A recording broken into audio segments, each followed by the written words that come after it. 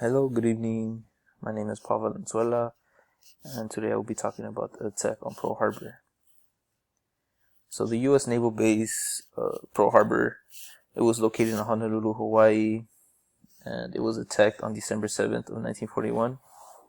It was a surprise attack on the naval base, and what Japan did was that they sent hundreds of bomber planes to damage and destroy the base. They had managed to damage and destroy 20 naval vessels, 8 battleships, and over 300 planes. It was America's most devastating attack, and the outcomes were that 2,400 people died, 1,000 were injured, and among those, there were civilians. And the following day after the attack, President FDR, he had asked Congress to declare war on Japan, and this attack led to the start of World War II. In the United States, they had placed some economic sanctions on Japan, and it was just a matter of time before Japan had attacked or had gone to war with the United States. And their plan, it consisted of trying to obliterate the entire U.S. Pacific Fleet. They did this to have a clear path to the mainland, to the Pacific South.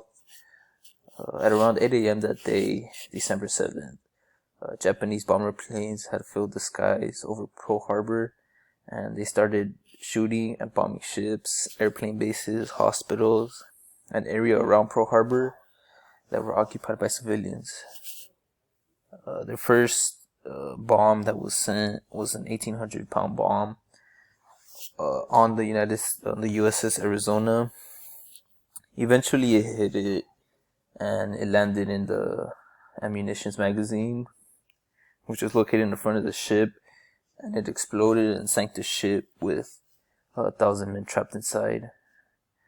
After that, they sent a torpedo to the USS Oklahoma, and it hit the side of the ship, which caused the ship to roll over and go under. Every battleship was attacked and had sustained significant damage. However, they were all salvaged and repaired, except for the USS Arizona and the USS Utah. Some of the impacts and results of the Pearl Harbor. Japan failed to cripple the entire U.S. Pacific Fleet. This was because aircraft carriers weren't there that day. They were sending troops and planes to the Midwest, and some of them were restocking and refueling in the mainland. And they had also failed to hit some of the harbor's most vital features, like oil storage depots, repair shops, and shipyard and submarine docks. And that allowed for the United States to rebound rather quickly from the attack and fire back to Japan. Japan did this attack hoping to force America's hands into lifting the economic sanctions, but instead of doing this, they forced a global conflict that would lead to Japan's first occupation by a foreign power. And like I said before,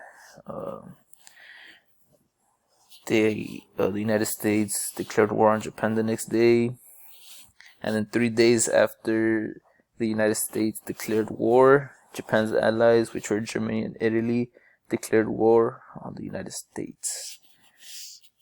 Thank you.